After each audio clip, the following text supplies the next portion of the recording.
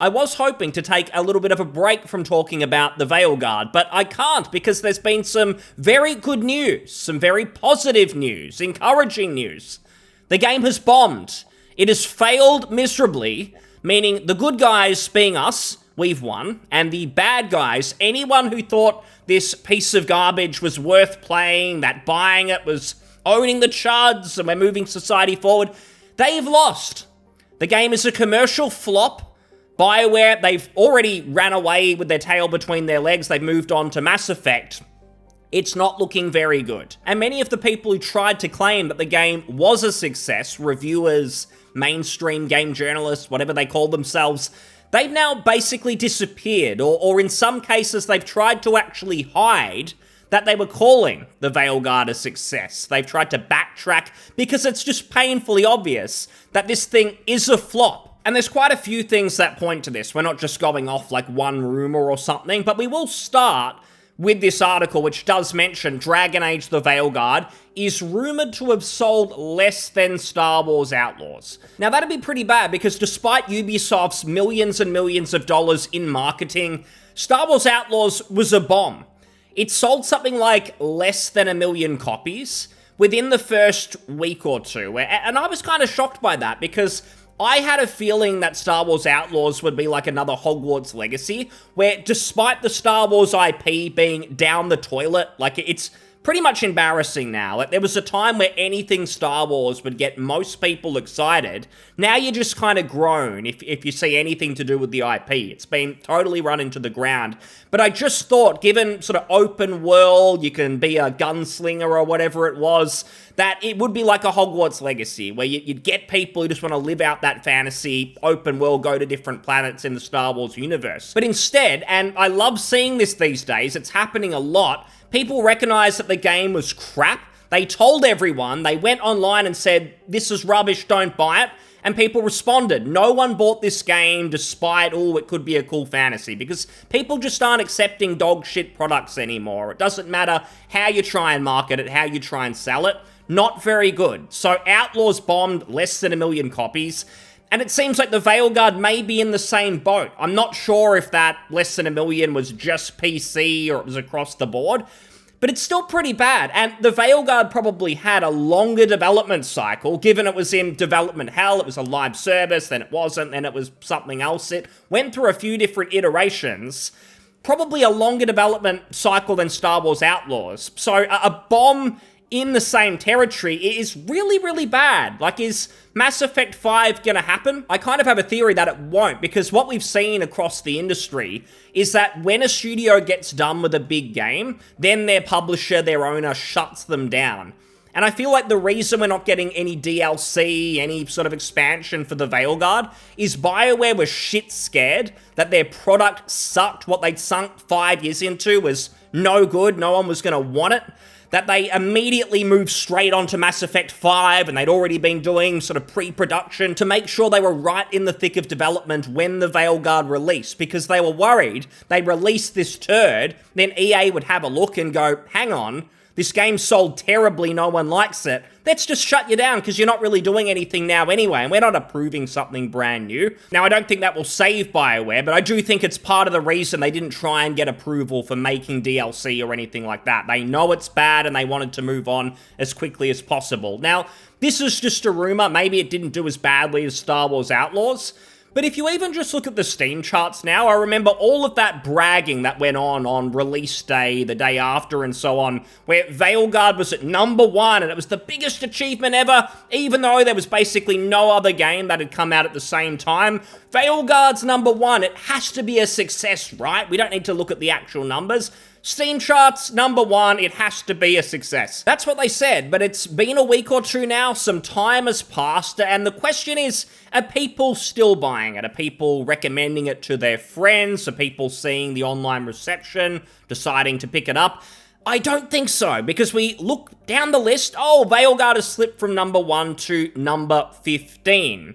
And I mean, 15 doesn't sound that bad, but when you have a look at the charts themselves, you can see, for instance, Cyberpunk, which is a years-old game now, that's beating it.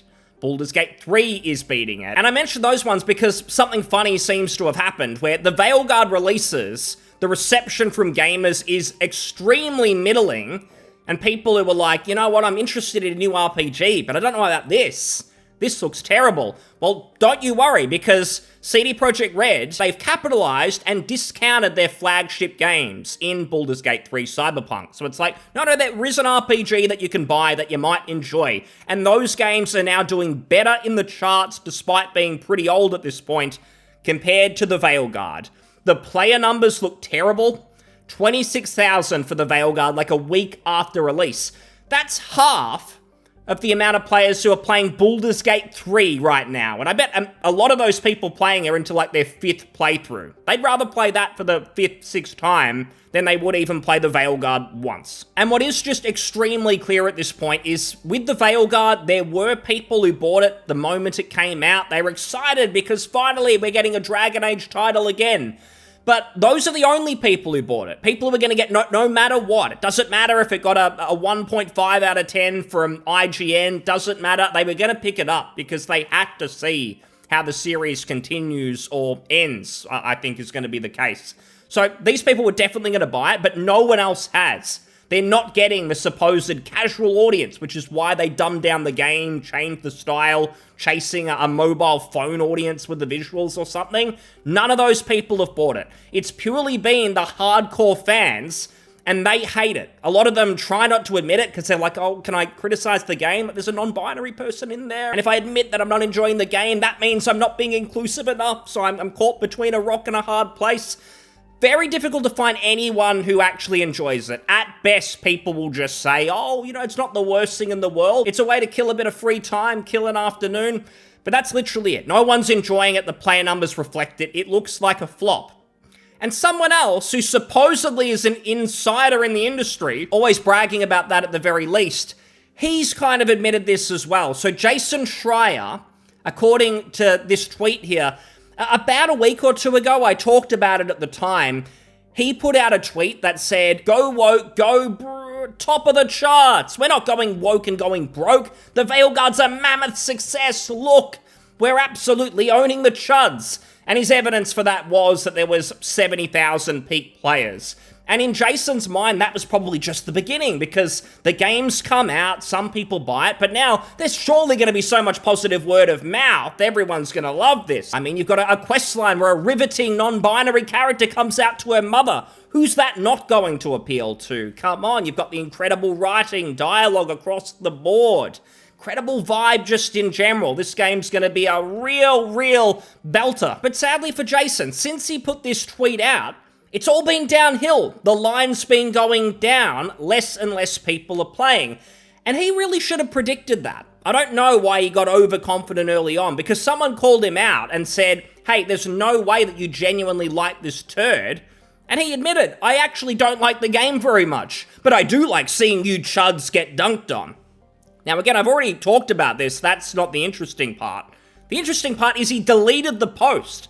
So clearly he knows he embarrassed himself. He put out a tweet saying the game was a success. Look at these numbers. Chuds, you're eating your words now. But now he knows that the game is a flop, it's a failure. Rather than own it, he's deleted it. Because the chuds can't win. The chuds can't see that he's in shambles, because otherwise they might have a win on their hands. And this honestly goes a step further, because we've been seeing this all year. Some pathetic looking game, it genuinely plays awful, it looks awful, no one wants anything to do with it. And people like Jason will try and pretend that, no, your eyes and ears, they're playing tricks on you, the game's gonna be incredible. It's even gonna be a success. If you don't like the look of this, well, you're just in some weird minority echo chamber, right-wing hellhole or something. Normal people are gonna play this and they're gonna love it, whether it's a Concord or a Dustborn or whatever. But then reality actually kicks in, that no one wants these products. Not even the Jasons of the world are buying them. They'll tell you that they're gonna be great and they should be a success. How fantastic is it that games like this are being made and they're appealing to supposedly minorities and women, but then no one's buying them, not even those groups that they talk about. So why is this happening? Why are games getting made that seemingly no one actually wants and ends up buying, but then there's a whole group of people who claim it's a great thing and they get angry at you for suggesting that it's rubbish and no one's interested, even though that is the reality. No one wants these crappy products. Well, Jason's latest tweet kind of reveals that, why this is happening. And he says here, as much as we might not want to believe it, America just wasn't ready for that kind of person in the White House, referring to Kamala Harris.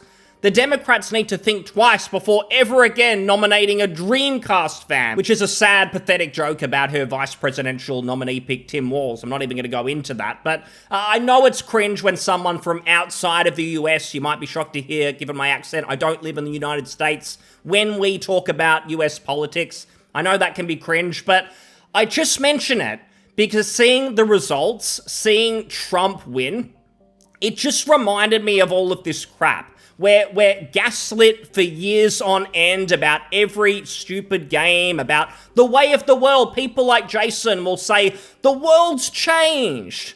You chuds who think entertainment should be fun first, it should be politically neutral, where it's not trying to be a piece of propaganda. If you're someone who wants that, you're from the Dark Ages. You're not with us. You're not part of the new generation. You're a dinosaur. The world's moving on in a direction that we want, and you need to think like us and act like us. If you don't, you're in the minority. These people have been trying to say that forever, and to see Donald Trump win in a landslide, it's a vindication of what a lot of people have been saying and what I read in the comments on a lot of these videos, that people have had enough. We just want normalcy, and we're sick of the propaganda, whether it's Reddit or other social media sites, where it's all kind of twisted to try and make you think like these people, where it's like, oh no, I must be going crazy, thinking that games that are focused on non-binary quest lines and pronouns and just all these other things that I don't care if people in real life are engaging with them. I just don't need them in my face 24/7 when I'm trying to enjoy a piece of entertainment.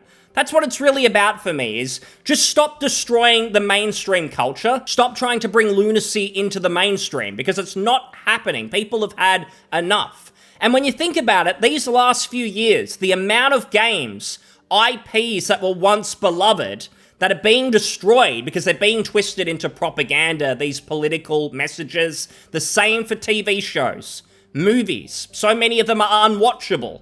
One of the reasons I don't talk a lot about the games I actually play on this channel is because, for the most part, I've got to go back and play older games. I've got to play a lot of indie titles that unfortunately just don't get a lot of attention. There's not a lot of marketing dollars spent on them, so people don't really know what they are. So I figure I can do a bit more for the gaming industry by just calling out these hypocrites, these clowns, these morons who are running this industry into the ground, but also just culture in general into the ground. But what's very clear to me is these game developers who've worked on titles like the Veilguard, phony journalists like Jason, total fakes, all these years that they've been ruining our entertainment, ruining our culture, they've basically been doing it with their main goal to be, we want to trick you, brainwash you, into voting like us in elections and sharing the same mindset. That's basically what they've been doing. And it's the reason that they've been melting down so hard over the last few days since Trump won. Because everything they've tried to do to destroy everything that we liked, it's totally failed. It's been proven that normal people do not think like you. They don't like you. You're in a bubble. You're the clowns who no one wants anything to do with. And that's why you're so salty. It's why the Veilguard is totally bombed. Because regular people, they wanted to like it, they wanted to embrace it, they used to like Dragon Age. But now they can see it's a shadow of its former self, not just due to total incompetence, but because you've just been using our games as propaganda. And now that needs to stop. People want to get back to normal. I think we're going to start seeing some of that, but also keep in mind that people like the Jasons of the world, they've got no awareness. They're malicious people. They're going to go back into a dark room and plot their revenge, what they're going to do next time. So this will not stop. For now, it's a bit of a win. Seeing the Veilguard flop, it's absolutely a win. Let's see what they've got in store for us next. But I'll leave it there. Thanks for listening. I'll see you on the next one. Cheers. Bye.